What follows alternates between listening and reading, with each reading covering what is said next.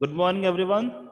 I am Navneet Jangir from Adarsh Bal Niketan Senior Secondary School. I teach English here. Today, we are going to discuss about the voices topic of grammar. In the previous session, in the last session, we have discussed about the assertive sentence and how can we make a active voice into the passive voice by using different rules. और आज हम क्या करेंगे? आज हम करेंगे जो अपना इंटरोगेटिव सेंटेंसेस जो होते हैं अपने, ठीक है, प्रश्नवाचक जो वाक्य होते हैं उनको एक्टिव से पैसिव में कैसे चेंज करते हैं। ठीक, अपने जो 3 रूल थे वो मैंने कल आपको बताए थे। 4 रूल थे। फर्स्ट रूल क्या था अपना?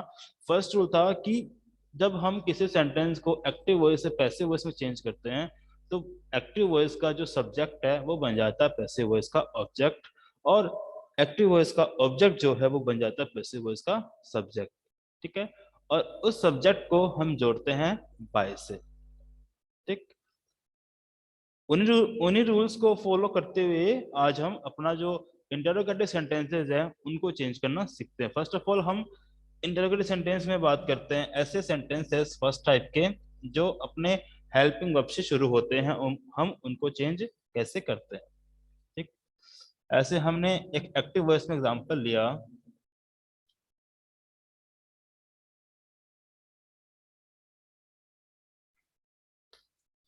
Is he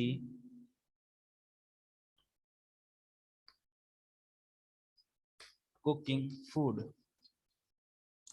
is he cooking food, ये हमारा एक्टिव वॉइस में है। ठीक है, इसका मतलब है कि क्या वह खाना बना रहा है। ठीक है, इज ही कुकिंग फूड। अब जिस फॉर्म में सेंटेंस है, हमारा सेंटेंस इंटरोगेटिव में है, तो हमें पैसिव बनाते समय भी इसको इंटरोगेटिव में ही रखना पड़ेगा। और हमें क्या करना पड़ेगा? अब यहाँ पे जो इज है, ये जो हेल्पिंग वर्ब आई है, ये आई अपनी ही के अकॉर्डिंग, जो कि अपना एक्टिव वॉइस का सब्जेक्ट है। अब जब हम इसे चेंज करेंगे पैसिव वॉइस में, तो इस सेंटेंस में जो ऑब्जेक्ट है फूड, ये बनेगा पैसिव वॉइस में सब्जेक्ट। तो हम इस ऑब्जेक्ट के अकॉर्डिंग ही हमारी हेल्पिंग वर्ब ही लेंगे।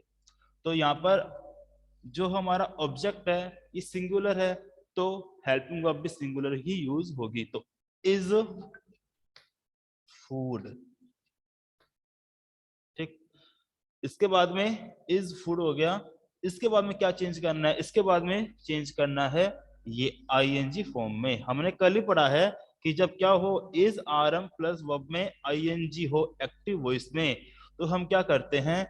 Is are am helping verb काम में लेते हैं, और साथ में इस आईएनजी के लिए हम बीइंग का यूज करते हैं, करते हैं ना बीइंग का यूज, और फिर लगाते हैं वर्ब में थर्ड फॉर्म। ये हमने कल ही इस रूल को पढ़ा था। ठीक, तो हमारा इज आर एम वो अपना आ गया है, और सेंटेंस इंटरोगेटिव है, इसलिए हेल्पिंग वर्ब के बाद में हमने लिया है सब्जेक्ट जो कि है फूड पैसिव वॉइस का। अब हमें चाहिए हेल्पिंग वर्ब, जो कि क्या आएगी? Being plus third form. तो इज फूड बीइंग, फिर थर्ड फॉर्म किसकी आएगी? थर्ड फॉर्म आएगी अपनी हेल्पिंग वर्ब की, जो कि क्या है? कुक। थर्ड फॉर्म क्या होगी इसकी? Cooked. Is food being cooked. इसके बाद में हमें चाहिए ऑब्जेक्ट, और पैसिव वॉइस में जो ऑब्जेक्ट होता है वो एक्टिव वॉइस का सब्जेक्ट होता है। ठीक है, इस सेंटेंस में by him, by him subject अपना रहेगा ही, इसका बनाएंगे अपन ऑब्जेक्ट जो कि बनेगा हिम, और इस हिम को जोड़ने के लिए हम बाय का यूज करेंगे। तो is food being cooked by him. ठीक है, और फिर लास्ट में इंटरोगेटिव मार्क। ठीक है, समझ में आ गया? मतलब जिस फॉर्म में सेंटेंस है यस उसी सर। फॉर्म में हमें सेंटेंस को रखना है। ठीक है,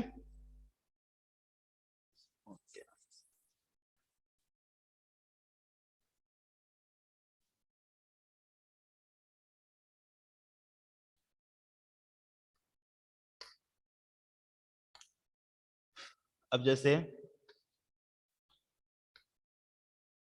आर दे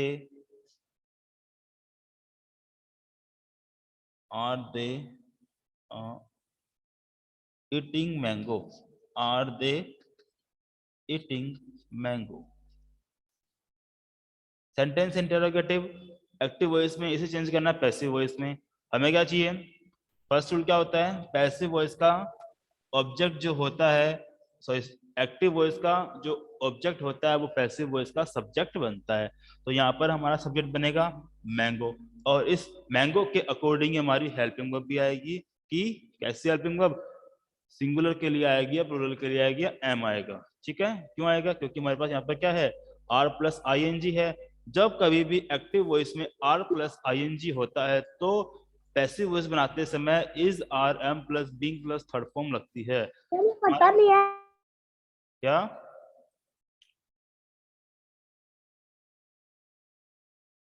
ठीक है। अब मैंगो हमारा बनेगा सब्जेक्ट, तो इस मैंगो के अकॉर्डिंग मैंगो का नंबर कितना है, मैंगो सिंगुलर है तो हमारी सिंगुलर फॉर्म में यहाँ पर आएगी। तो इज मैंगो, इज मैंगो। ठीक है, हमारी हेल्पिंग वर्ब आ गई, क्योंकि स्टार्ट किससे हो रहा है, हेल्पिंग वर्ब से हो रहा है, इंटरोगेटिव है तो हमें इसको इंटरोगेटिव में ही रखना पड़ेगा। इसके बाद में सब्जेक्ट ये हमारा आ गया मैंगो। फिर हमें चाहिए हेल्पिंग वर्ब, हेल्पिंग अपनी है ईटिंग, तो आईएनजी होने की वजह से बीइंग, और ईट की third form eaten, is mango being eaten by them them, क्योंकि दे का क्या बन जाएगा, ऑब्जेक्टिव फॉर्म, और दे अगर ऑब्जेक्ट बनेगा तो हमें दे का क्या चाहिएगा, ऑब्जेक्टिव फॉर्म में चाहिएगा, जो कि क्या होता है देम, बाय देम। मतलब क्या इसका, क्या उनके द्वारा आम खाया गया। ठीक है, क्लियर है। तो देखते हैं नेक्स्ट यस सर सेंटेंस पे। अब हम बात करते हैं अपने WH वर्ड्स वाले सेंटेंस। WH वर्ड्स, ठीक है।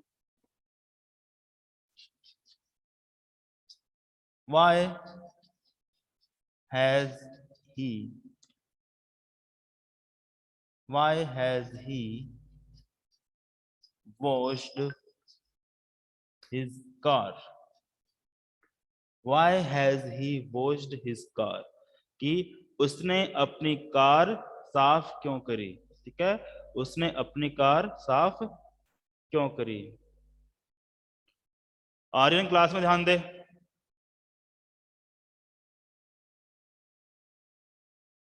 Why has he washed his car, उसने अपनी कार साफ क्यों करी। ये हमारा एक्टिव वॉइस में, इसको चेंज करेंगे पैसिव वॉइस में। जो भी सेंटेंस का फॉर्म है उसको उसी फॉर्म में रखेंगे। ठीक है, हमारा सेंटेंस इंटरोगेटिव में है तो इसको रखेंगे इंटरोगेटिव के अंदर, और स्टार्ट हो रहा है WH वर्ड से, तो किसी भी सेंटेंस का जब कोई सेंटेंस एक्टिव वॉइस में WH वर्ड से स्टार्ट होकर इंटरोगेटिव बनता है तो उसका पैसिव भी WH वर्ड से स्टार्ट होकर इंटरोगेटिव में ही रहेगा। तो वाई। अब इसके बाद में हमें क्या लगाना है, हेल्पिंग वर्ब लगानी है, जो कि किसके अकॉर्डिंग आएगी, इस कार के अकॉर्डिंग आएगी, कार के नंबर्स के अकॉर्डिंग आएगी। क्यों आएगी, क्योंकि हमारा यहाँ पर जो ऑब्जेक्ट है वो बनेगा पैसिव वॉइस का सब्जेक्ट। और हमने कल पढ़ा था टेंस का, जो टेंस में हेल्पिंग वर्ब में चेंज करने के रूल क्या पढ़े थे हमने, कि कहीं भी अगर एक्टिव वॉइस में हैज या हैव है तो वो बन जाता है हैज या हैव प्लस बीन बन जाता है। ठीक है, यहाँ पे क्या बनेगा, यहां बनेगा अपना कार के अकॉर्डिंग हैज आएगा, क्योंकि कार क्या एक सिंगुलर नाउन है इसलिए। तो वाई हैज, इसके बाद में कार हमारा सब्जेक्ट। अब ये जो बीन जो है, बीन जो है ये क्या है, ये हमारा जो मैन वर्ब है वॉश्ड, ये उसका ही पार्ट है, ये उसी का पार्ट है। ठीक है, इसलिए हैज के बाद में हमारा सब्जेक्ट आ गया, फिर आएगी हमारी मैन वर्ब, तो ये क्या रहेगी, बीन प्लस वॉश्ड। तो why has car been washed, ये हमारी आ गई मैन वर्ब, ये हेल्पिंग वर्ब, ये हमारा सब्जेक्ट आ गया। ठीक है, अब इसके बाद हमें क्या चाहिए, इसके बाद हमें चाहिए इस सेंटेंस के लिए ऑब्जेक्ट। और रूल क्या है, रूल ये है कि एक्टिव वॉइस का सब्जेक्ट, एक्टिव वॉइस का सब्जेक्ट क्या बनता है, पैसिव वॉइस का ऑब्जेक्ट बनता है। ऑब्जेक्ट हाँ हाँ, और उस ऑब्जेक्ट को हमें बाय से जोड़ के लिखना पड़ता है। तो हमारा आ गया बाय। अब इसका बनाना हमें ऑब्जेक्ट, क्या बनेगा इसका ऑब्जेक्ट, हिम हिम, तो क्या बन जाएगा, why has car been washed by him, के उसके द्वारा कार को क्यों धोया गया। ठीक है, पैसिव वॉइस में कैसे बनाइए कि उसके द्वारा कार को क्यों साफ किया गया। एक्टिव में क्या था कि उसके द्वारा कार साफ, कि why has he washed his car, उसने अपनी कार साफ क्यों करी, ये हमारा एक्टिव वॉइस में है। पैसिव वॉइस में ऐसे बना कि उसके द्वारा कार को साफ क्यों किया गया। ठीक है, Yes, sir.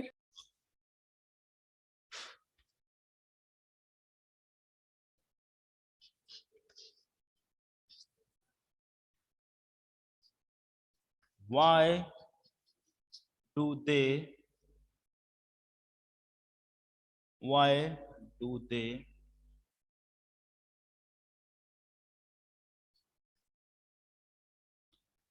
why do they make pen, why do they make pen, वो पेन क्यों बनाते हैं, ये हमारा है एक्टिव वॉइस में। इसे हमें करना है पैसिव वॉइस में। पैसिव वॉइस में बनेगा कि उनके द्वारा पेन क्यों बनाए जाते हैं। ठीक है, टेंस कैसा अपना सिंपल प्रेजेंट टेंस है, क्योंकि डू डज जो हेल्पिंग वर्ब है वो सिंपल प्रेजेंट टेंस में ही आती है। हमें इस सेंटेंस में, हमारा सेंटेंस इंटरोगेटिव है और टेंस हमारा है सिंपल प्रेजेंट टेंस, तो हमें इस सिंपल प्रेजेंट टेंस को जब हम पैसिव बनाएंगे तो सिंपल प्रेजेंट टेंस में ही रखना पड़ेगा। बाकी हम इसमें क्या चेंज करेंगे, हम बस इसके लिखने के तरीके में चेंज करेंगे। ठीक है, सेंटेंस स्टार्ट हो रहा है अपना डब्ल्यू एच वर्ड से, इंटरोगेटिव है तो पैसिव में भी ये डब्ल्यू एच वर्ड से ही शुरू होगा। तो वाई, इसके बाद में हमें क्या चाहिए, इसके बाद में चाहिए हमें हेल्पिंग वर्ब। हमारा क्या था कि अगर डू और डज आता है एक्टिव वॉइस में तो हम इसका इज, आर, एम बना देते हैं। अब इसमें इज आर हम बना देते हैं, जो कि किसके अकॉर्डिंग बनेगा, जो कि बनेगा एक्टिव वॉइस का जो ऑब्जेक्ट होगा उसके नंबर के अकॉर्डिंग हम यहाँ पर इज आर एम का यूज करेंगे। ठीक है, अब हमारा यहाँ पर सब्जेक्ट क्या बनेगा, सब्जेक्ट हमारा बनेगा यहाँ पर पेन। तो पेन एक सिंगुलर है, इसलिए अगर सिंगुलर होने की वजह से हम यहाँ पर हेल्पिंग वर्ब इसका यूज करेंगे। Why is pen, why is pen, फिर क्योंकि क्या रूल क्या कहता है, इंटरोगेटिव का जो सेंटेंस स्ट्रक्चर है वो कैसा होता है, वो होता है W H word plus helping verb plus subject plus main verb and last में ऑब्जेक्ट। ये हमारा होता है डब्ल्यू एच वर्ड का स्ट्रक्चर। तो हमारा डब्ल्यू एच वर्ड आ गया, हेल्पिंग वर्ब आ गया, सब्जेक्ट आ गया, अब हमें चाहिए मैन वर्ब। मैन वर्ब क्या है यहाँ पर, मैक। ठीक है, और मैन वर्ब क्या होती है, सब्जेक्ट के द्वारा किया गया काम, सब्जेक्ट के द्वारा लिया गया एक्शन क्या होता है, मैन वर्ब होता है। उसने काम किया यहाँ पर मैक बनाने का, और रूल कहता है कि पैसिव वॉइस में क्या होगा, Third form I. वर्ब में थर्ड फॉर्म आएगी। Very good.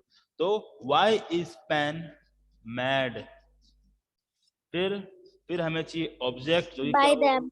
Bye them, bye them. ठीक है, तो ये हमारा था इंटरोगेटिव सेंटेंस। ठीक है, इंटरोगेटिव सेंटेंस है, अगर एक्टिव वॉइस इंटरोगेटिव में है तो उसका पैसिव वॉइस भी इंटरोगेटिव में ही रहेगा।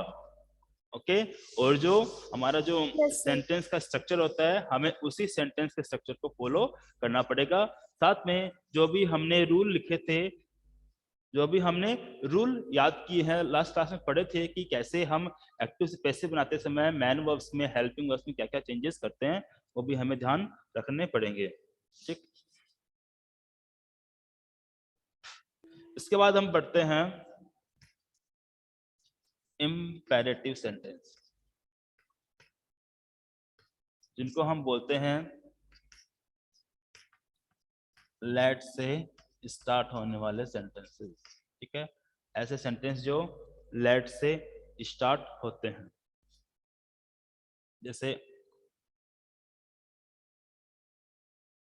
ठीक है अपने लेट से स्टार्ट होने वाले, ठीक है, और साथ में कौन से मैन वर्ब से स्टार्ट होने वाले।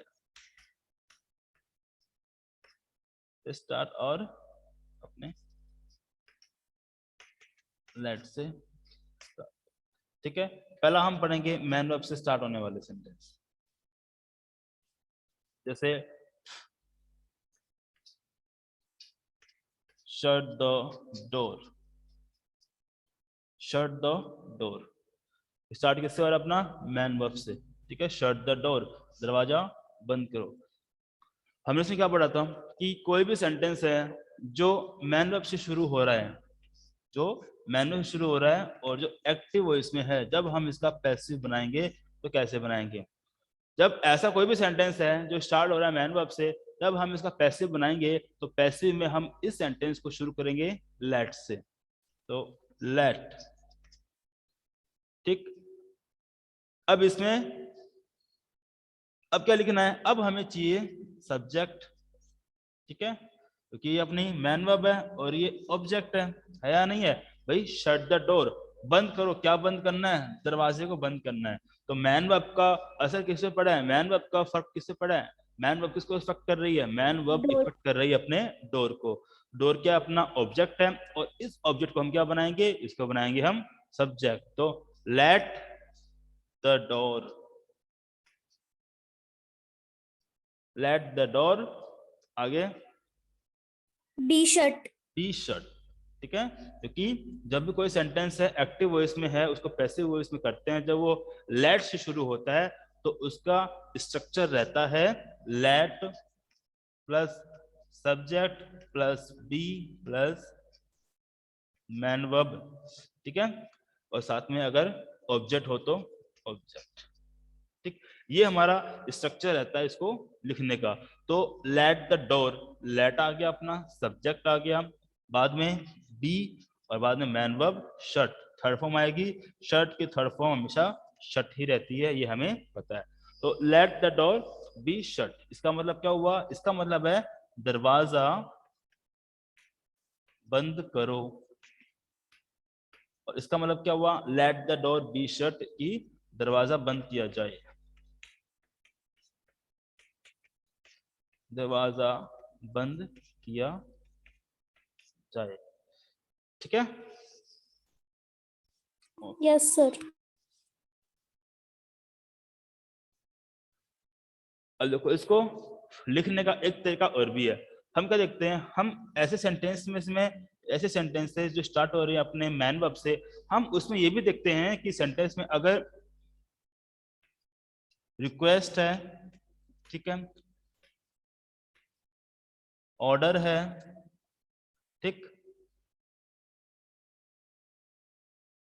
कमांड है। अगर सेंटेंस में हमारी रिक्वेस्ट दे रखी है, ऑर्डर दे रखा है, कमांड दे रखा है, ये हम उस सेंटेंस को देखकर बताते हैं। ठीक है, अगर कोई भी सेंटेंस ऐसा है जो एक्टिव वॉइस में मैन वर्ब से शुरू हो रहा है और उसके अंदर रिक्वेस्ट, ऑर्डर या कमांड, इन तीनों में से किसी का भी मीनिंग आ रहा है, तो हम एक्टिव वॉइस में बनाते समय उसको स्टार्ट करते हैं यू आर। ठीक है, उसके बाद में अगर रिक्वेस्ट है तो रिक्वेस्टेड, ऑर्डर है तो ऑर्डर्ड, ठीक है, और अगर कमांड है तो कमांडेड। ठीक, उसके बाद में हम क्या लगाते हैं? उसके बाद लगाते हैं अपन हेल्प मैन वर्ब और फिर अपना ऑब्जेक्ट। जैसे कि अपना लास्ट वाला सेंटेंस जो था वो था शट द डोर। ठीक, शट द डोर। अब इसमें क्या है? इसमें हमारा रिक्वेस्ट नहीं है। क्यों नहीं है? क्योंकि हमें इस सेंटेंस में कोई भी ऐसा वर्ड नहीं मिल रहा है जो कि ये शो करे कि इस सेंटेंस में रिक्वेस्ट करी गई है। ठीक है, ऐसा होता प्लीज शट द डोर, तब होता ये रिक्वेस्ट। ऐसा नहीं है तो ये क्या है? ये है ऑर्डर। ठीक है, ये है ऑर्डर। तो इसको स्टार्ट करेंगे हम, you are You ordered, are ordered. You are ordered to shut the door। ठीक है, you are order to shut the door. Clear है? हम इसको ऐसे भी लिख सकते हैं। Okay, Yes, sir. जैसे ये हो गया अपना Yes, sir. प्लीज गो, इसको बनाना ये अपना एक्टिव में, इसको बनाना पैसिव में। You are requested to go. You are requested to go. अब हम इसको कैसे बनाएंगे, इसको बनाएंगे you are requested to go, requested to go. अब यहाँ पर जो प्लीज क्या होगा, प्लीज हट जाएगा। प्लीज क्यों हट जाएगा, क्योंकि हमने प्लीज को शो करने के लिए रिक्वेस्ट वर्ड यूज में ले लिया है, ठीक है। इसलिए यहाँ पर ये प्लीज को हम हटा देंगे एक्टिव बनाते समय, ठीक है। Yes, sir.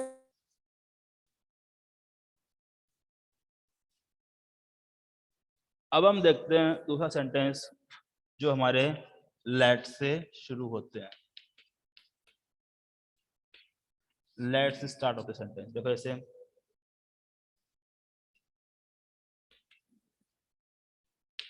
Let him go, उसे जाने दो। ये इसका होता है हिंदी एक्टिव वॉइस में है। अगर हम इसका हिंदी पैसिव वॉइस बनाते हैं तो कैसे बनेगा, ये बोल रहा है कि लेट हिम गो, उसे जाने दो, है ना। अगर हम इसको ऐसे बोलते हैं कि उसे जाने दिया जाए, तब ये बनेगा हमारा पैसिव वॉइस में। कोई एक्टिव वॉइस में है कोई सेंटेंस और वो लेट से शुरू हो रहा है, तो पैसिव वॉइस में भी वो लेट से ही शुरू होगा। तो लेट, इसके बाद में हमें क्या चाहिए, सब्जेक्ट चाहिए, नहीं चाहिए सब्जेक्ट, तो लेट हिम गो, है ना। वो हमारी मैन वर्ब है, किसको इफेक्ट कर रही है, ये इफेक्ट कर रही है हिम को, कर रही है ना इफेक्ट, कि उसे जाने दो, किसे जाने दो, उसे जाने दो। तो जिस भी नाउन के ऊपर, जिस भी वर्ड के ऊपर हेल्पिंग वर्ब का फर्क पड़ता है, वो अपना होता है ऑब्जेक्ट, और हम इसको हिम को क्या मानेंगे, हिम को मानेंगे अपना ऑब्जेक्ट। तो लेट हिम स्टार्ट ऐसे ही होगा, ये लेट हिम ही रहेगा इसका, लेट हिम बी गॉन, ठीक है। ये हमारा है इसका पैसिव। इसका स्ट्रक्चर कैसा होता है, इसका स्ट्रक्चर होता है कि let subject be third form, ठीक है। Let subject be third form, let him be gone, उसे जाने दो या फिर उसे जाने दिया जाए। ये अपना है पैसिव में, एक्टिव में ये अपना है पैसिव में, ठीक है। कोई भी सेंटेंस है जो लेट से शुरू होता है, उसका एक्टिव और पैसिव इस तरीके से बनता है, ठीक।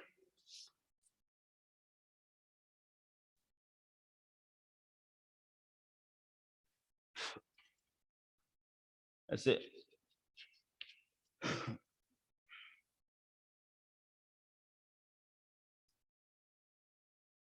let me do this work,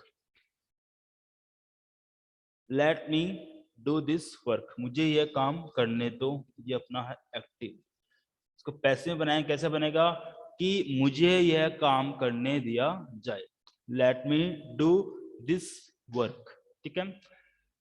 start हो रहा है अपना लेट से, स्टार्ट भी किससे होगा, लेट से। इसके बाद में क्या चाहिए हमें, इसके बाद में हमें चाहिए अपना सब्जेक्ट। तो late me do this work, इसके अंदर काम करने वाला कौन है, मी है।